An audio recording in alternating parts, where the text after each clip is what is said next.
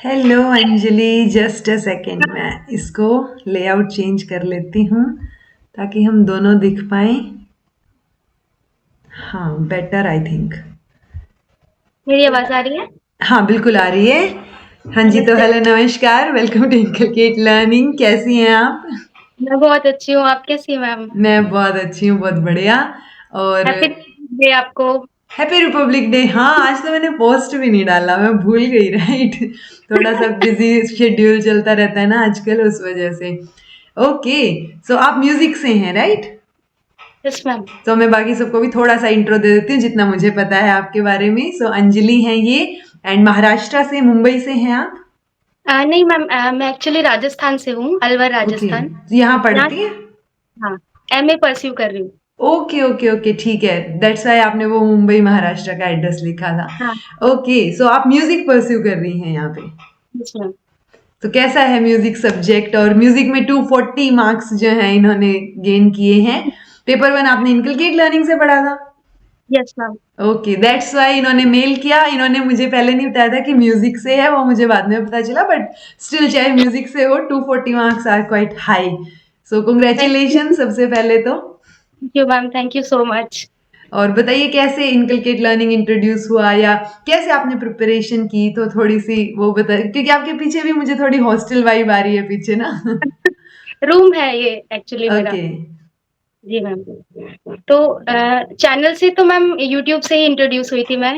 Okay. Actually paper one की तैयारी के लिए मेरे पास ज़्यादा समय नहीं था। हम्म। हार्डली 2 मंथ्स थे। तो ओके। मैंने सर्च किया कि मैं कैसे पढ़ सकती हूँ फ्री ऑनलाइन क्लासेस यूट्यूब पे। तो मैंने बहुत सारे चैनल्स देखे, अलग-अलग चैनल्स देखे, सबके मैराथन्स वगैरह देखे। तो मुझे कुछ भी मतलब कोई ऐसा चैनल नहीं मिल रहा था जहाँ पे सब कुछ एक साथ मिले। पूरा सिस्टम से एक-एक टॉपिक मैं पढ़ सकूँ, जहाँ पे यूनिट वाइज़ पढ़ सकूँ, तो मिल नहीं रहा था। हम्म।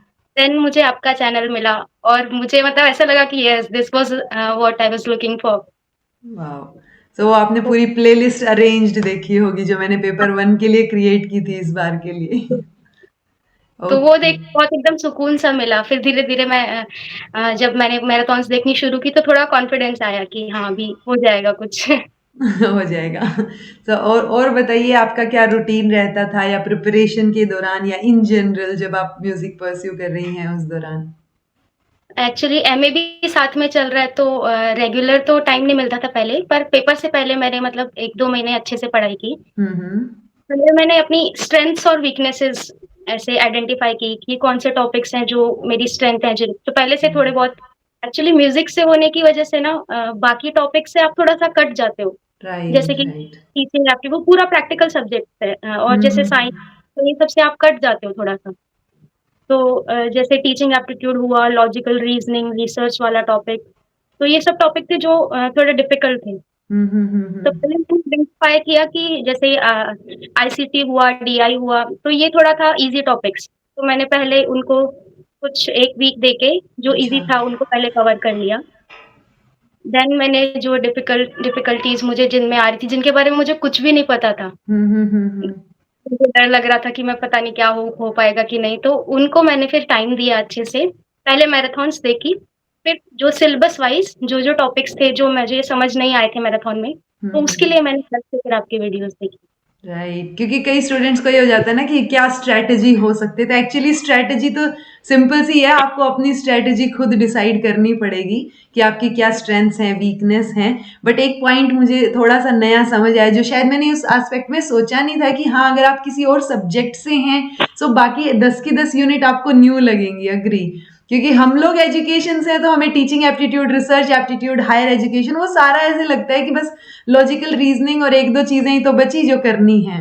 बट हाँ, हाँ, बिल्कुल ऑल टुगेदर एक डिफरेंट सब्जेक्ट से आके पेपर 1 प्रिपेयर करना, वो थोड़ा सा डिफिकल्ट लगता होगा ना, कि रिसर्च एप्टीट्यूड या लॉजिकल रीजनिंग वगैरह।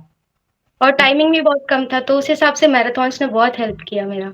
Okay, that's why you mailed me कि अच्छा, ओके, आपकी वीडियोस से पढ़ा था।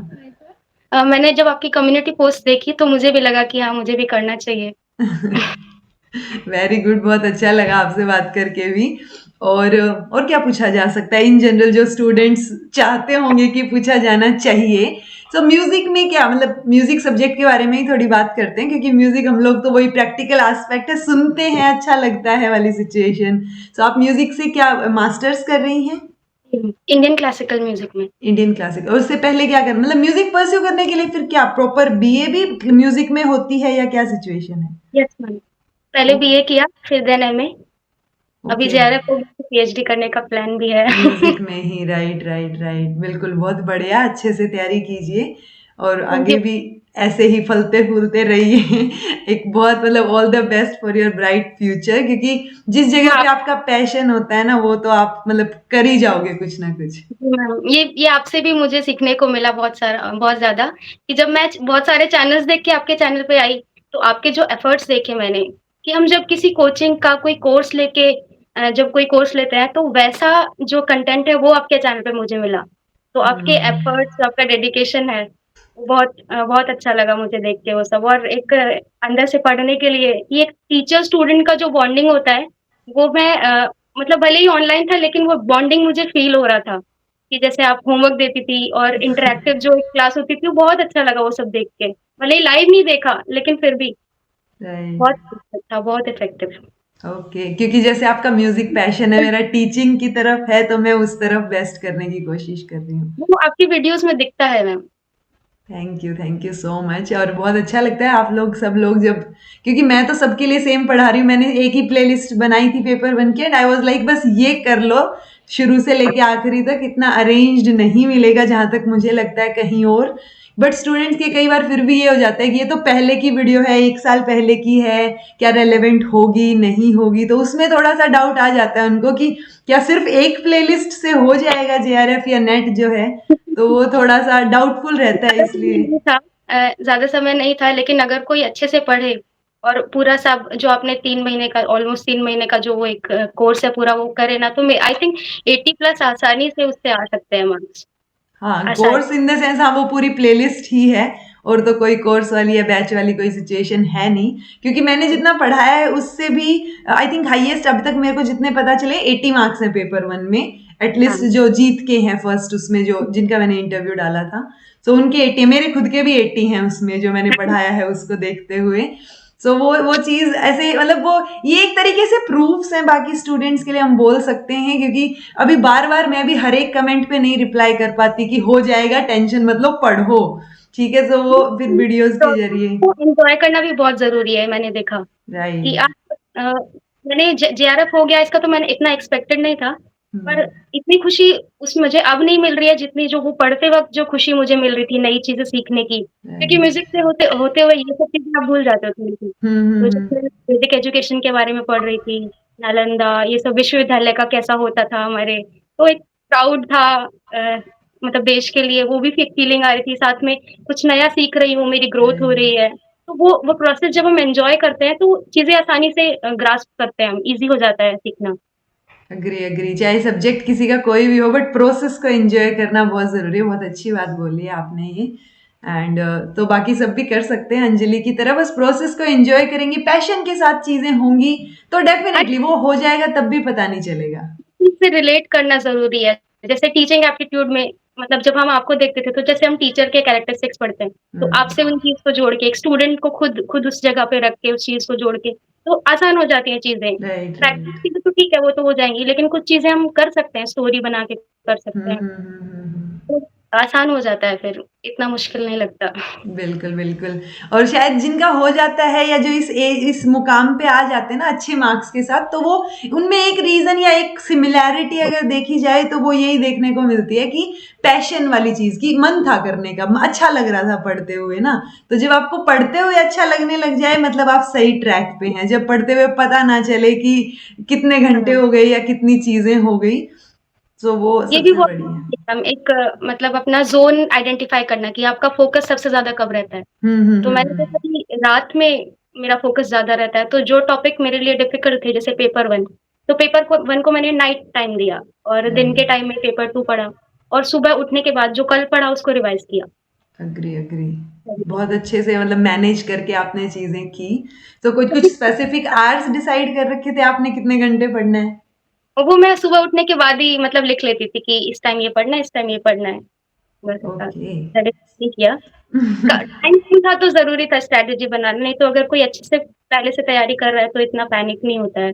राइट राइट, मतलब हाँ, कम टाइम में अगर आपको करनी है, जैसे आपको शायद 2 महीने आपने पेपर वन को दिए, तो अगर आप प्रॉपर तरीके से देना चाह रहे हैं तो हाँ, वो जो ये बीच में 6 महीने आ जाते हैं, वो प्रॉपर टाइम होता है कि अच्छे से तैयारी की जा सकती है, अगर स्ट्रेटेजी बना के भी की जाए तो। बाकी आर्ट्स तो सबके वैसे भी वेरी करेंगे इंडिविजुअल डिफरेंसेस की वजह से, किसी के कम किसी के ज़्यादा रहेंगे ऑटोमेटिकली।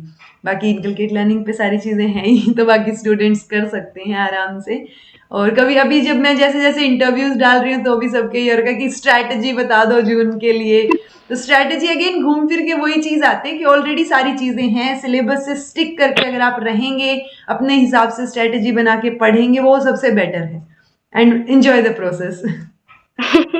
ठीक है, ओके, आपने एड्रेस भेज दिया था, तो आपकी टी शर्ट्स जो हैं वो, आप लोगों की टी शर्ट्स भी आज आ गई हैं प्रिंट होके, पहुंच जाएंगी एड्रेस पे। पहुंचने के बाद जरूर से मैसेज या मेल कीजिएगा। And thank you. और कुछ आप अपने फेलो स्टूडेंट्स या जो जूनियर्स हैं उनको कुछ कहना चाहती हो कि किस तरीके, मतलब क्या क्या पॉइंट्स ध्यान में रखे जा सकते हैं, तो वो एक बार बता दीजिए। सब बता ही दिया है ऑलमोस्ट तो। ओके, तो इसको कंक्लूड मैं कर देती हूँ। इनके मतलब वही कि अपना जोन, अपनी स्ट्रेंथ, वीकनेसेस, उन पॉइंट्स को ध्यान में रखना है। आप ये, हाँ, जोन वाला पॉइंट भी बहुत अच्छा है कि किस टाइम आपको ज्यादा मन लगता है पढ़ने में। कई बार होता है ना कि इस टाइम तो अच्छा टीवी पे ये आ रहा होगा, वो देख लेते हैं। तो वो जोन नहीं होना चाहिए। जब आपका मन करे पढ़ने का, तो वो जोन फाइंड आउट करना और उसके अकॉर्डिंग अपनी स्ट्रैटेजी बनाना भी बहुत जरूरी है। सो thank you Anjali, thank you so much connect करने के लिए।